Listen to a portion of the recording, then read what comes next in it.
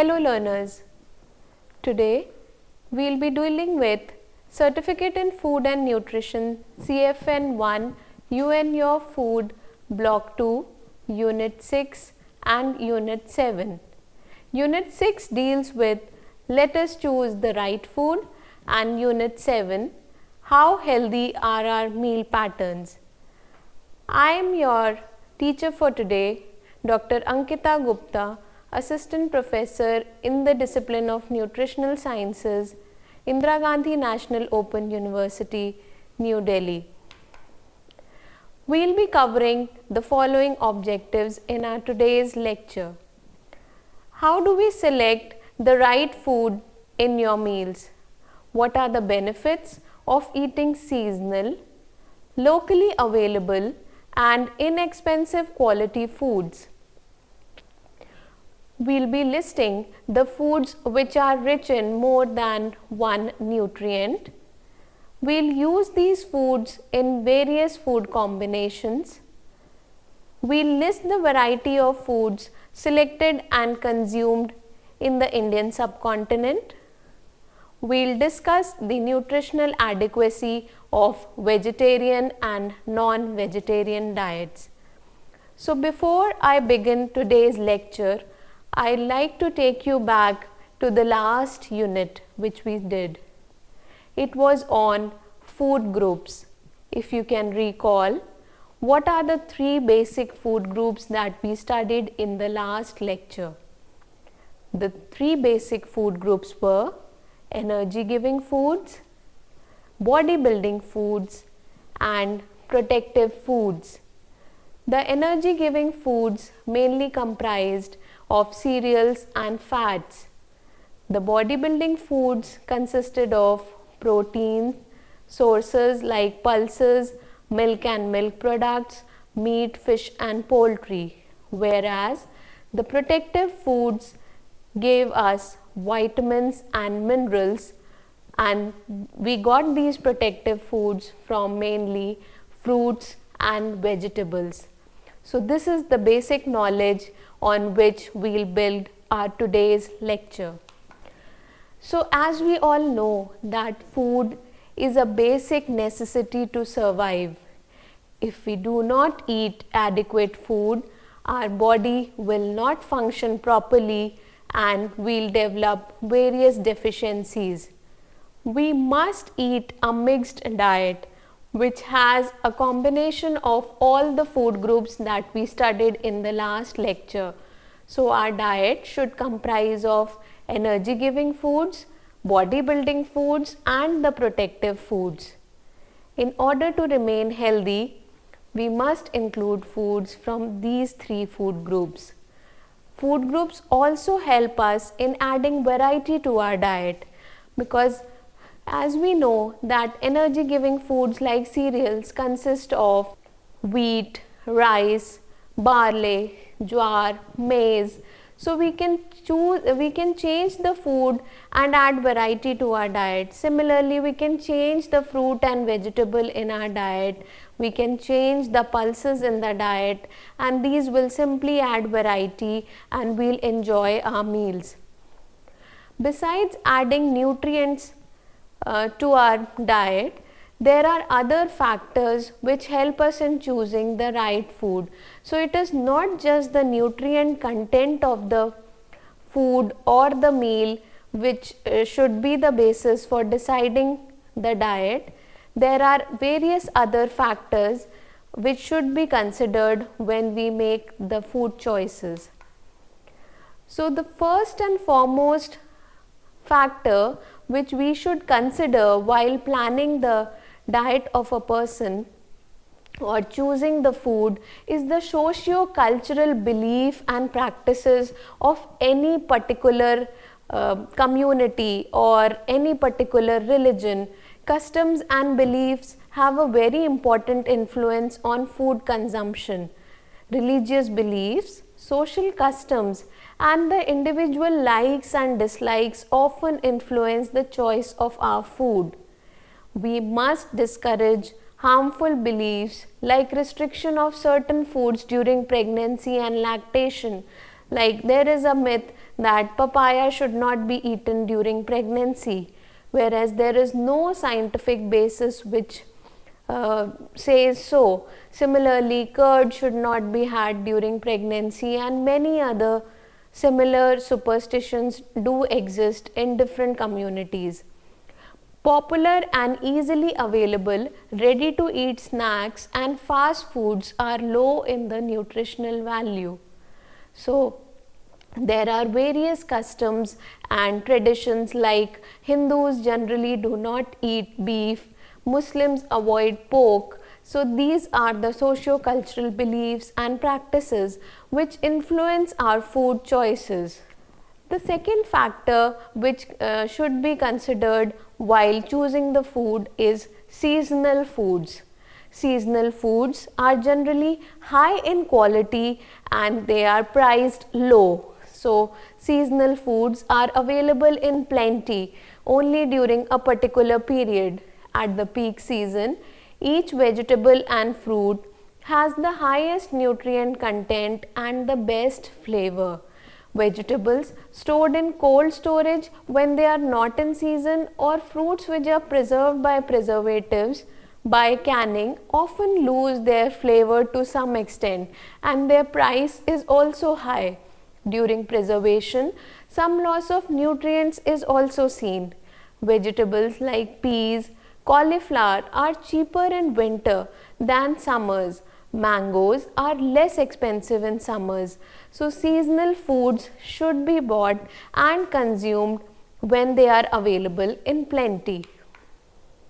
So, these are some of the seasonal fruits and vegetables which are available in different countries, different parts of the country. So, if you can recall which is the particular season when ladyfinger is available, which is the particular season when apples are available in plenty.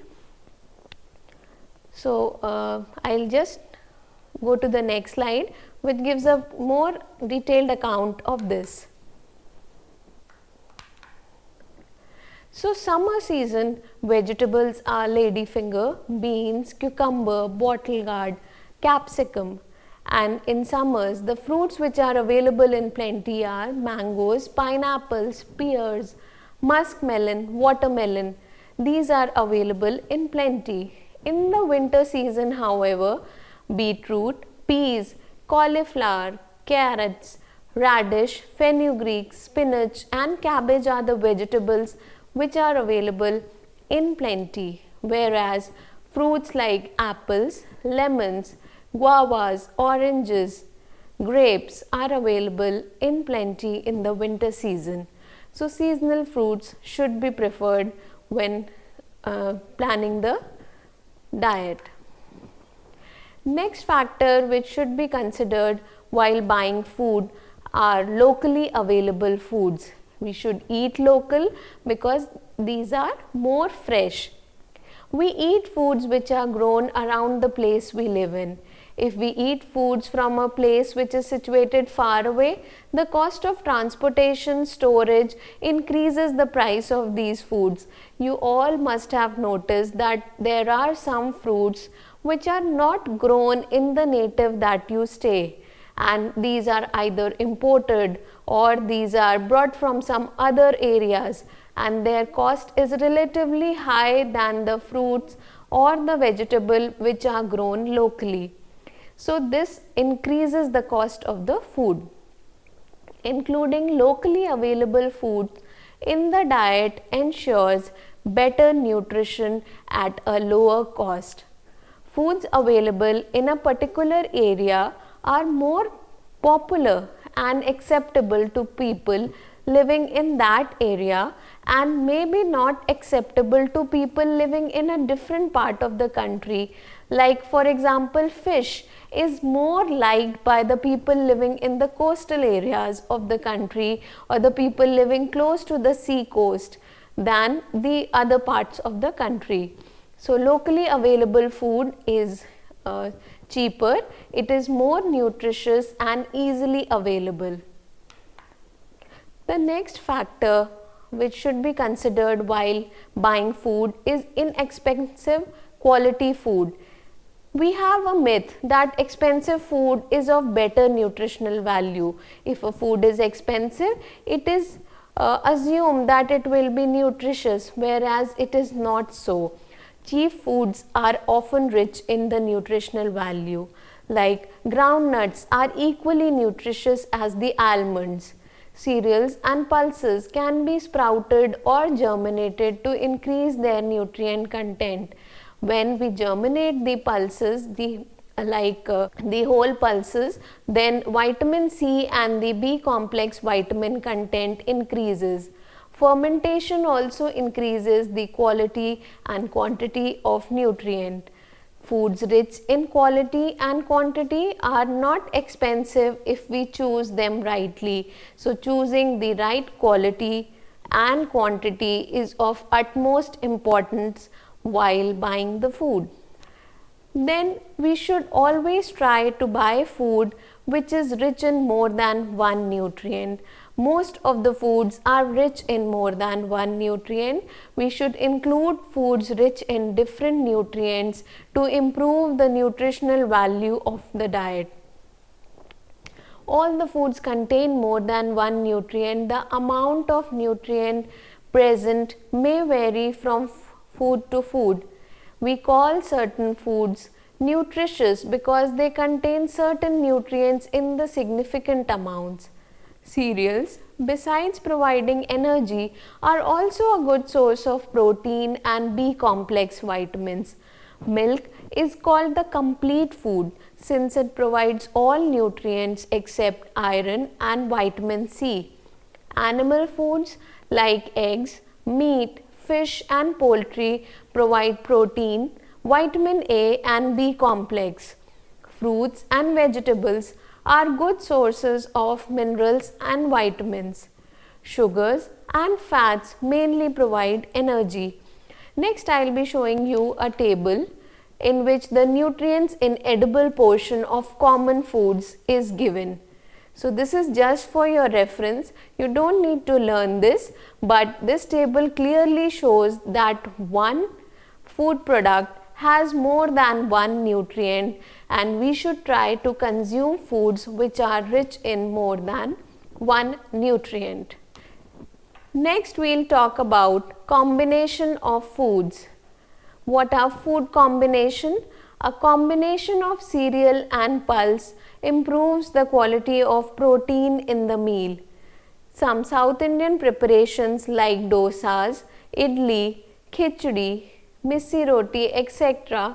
are examples of cereal pulse combination. Combination of cereals with vegetables is also nutritious. Addition of vegetable increases the vitamin and mineral content of the meal. Example: vegetable stuffed parathas, tomato sandwiches. Including several foods in order to eat a wholesome meal. So, cereal and fats give energy, pulses and milk give protein, vegetable and fruits provide minerals and vitamins. Therefore, combining different foods in one meal gives us a complete set of proteins or essential amino acids. Therefore, we should try and have a combination of cereal and pulse protein, or cereal and vegetable protein, or cereal and milk protein in each of our meals. So, this is also a factor which should be kept in mind while buying the food. Next, we move to the next unit, which says how healthy are our meal patterns. Our country has an economy which is based majorly on agriculture. There has been an increase in the production of food grain over the past few decades, but the steep increase in population has offset the balance. Steep increase in population has offset the balance. There is agricultural production, but proportionately the population size has also grown very large. So, those population need food grains, need food to eat and grow. The nutritional status of a population is a reflection of their food consumption pattern. If they eat a healthy diet, they will be better nourished, they will be free from diseases.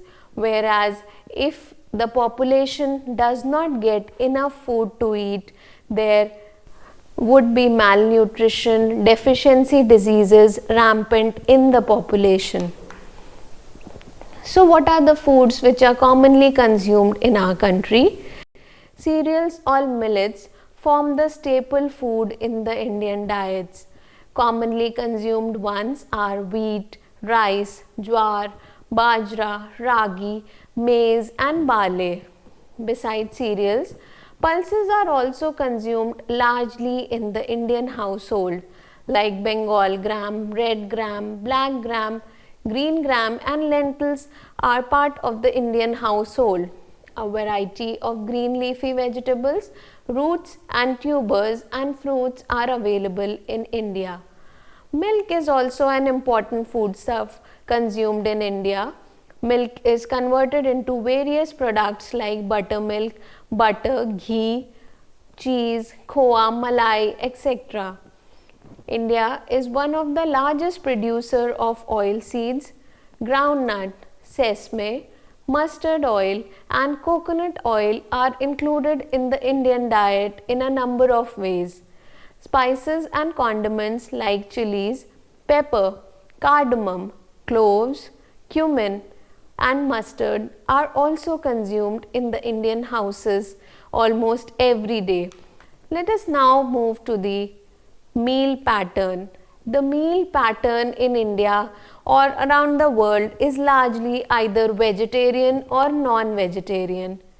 Vegetarian dietary pattern consists of cereals, pulses, milk and its products, fruits and vegetables. Why do people choose to be vegetarian? Religion and cultural sentiments forbid many people from eating foods of animal origin, which often require slaughter of animals. Whereas non-vegetarian dietary pattern consists of meat, fish, poultry, etc. Religion often forbids the consumption of flesh foods on certain days, occasions and festivals. So apart from the vegetarian and non-vegetarian diets, vegan is another term which you must have heard lately.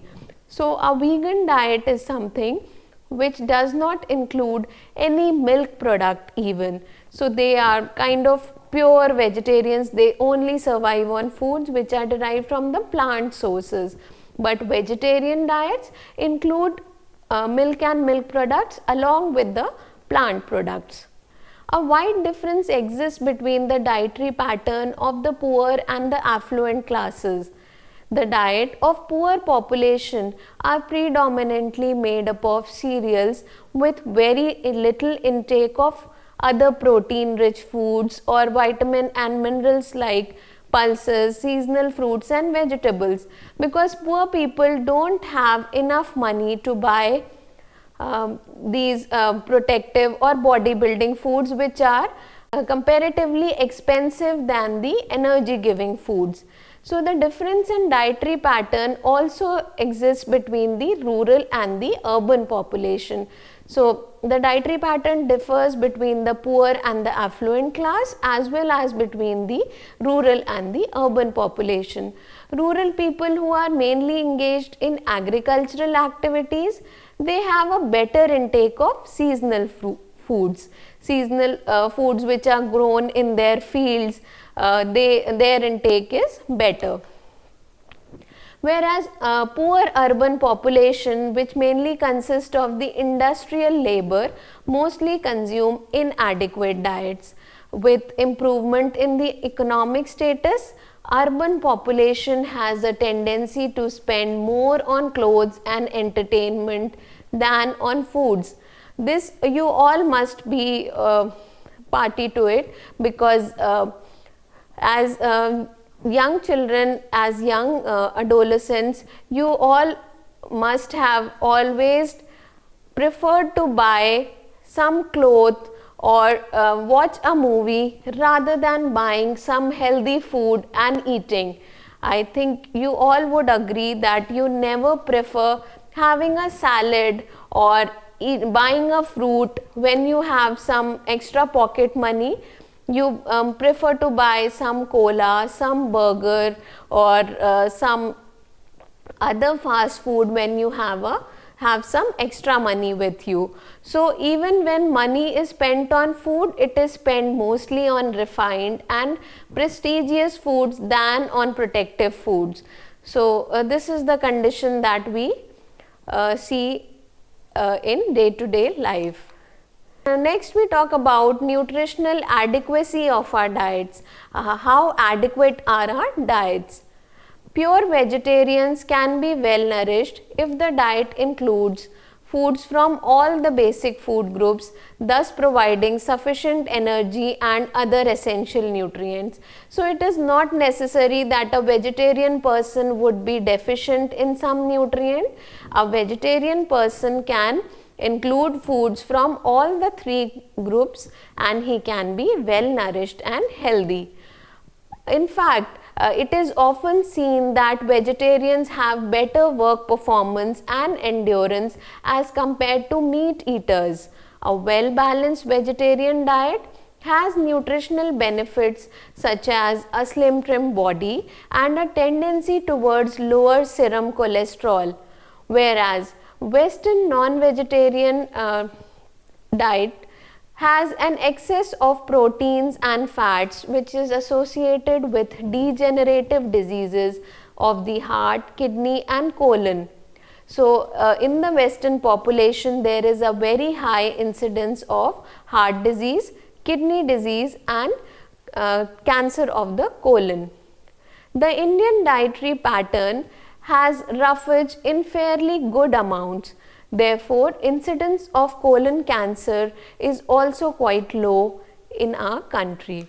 Increased purchasing power, increased consumption of fast foods which is high in calories has led to obesity in adults and the children.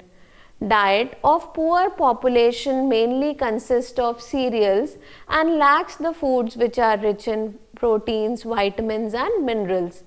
Apart from this, poor purchasing power, large family size and lack of education are the main reasons for diet being nutritionally inadequate. Malnutrition and undernutrition are widely prevalent among the low income groups. Deficiency diseases like protein energy malnutrition, anemia and vitamin A deficiency are the major nutritional problems. Diet of people can be improved by using food combination, sprouting and fermentation. Now let us sum up today's lecture. How do we choose the right food? We should consider seasonal foods, locally available foods, inexpensive quality foods, foodstuffs rich in more than one nutrient and combination of foods should be considered. Cereals are the staple foods supplemented by pulses, milk and its products, seasonal fruits and vegetable. If sufficient food from all the three basic food groups is consumed, the vegetarian diet will not only be nutritionally adequate but will be suitable for highly active individuals like athletes, runners, bicyclists and laborers as well. Majority of the Indian population is poor. Their dietary patterns are nutritionally inadequate. The diet consists mostly of cereals and negligible amount of other foods. Therefore, there is a need to educate these people on the importance of eating a mixed diet consisting of variety of foods which can be either vegetarian or non-vegetarian. So, this was all about today's lecture. Thank you for your patient hearing.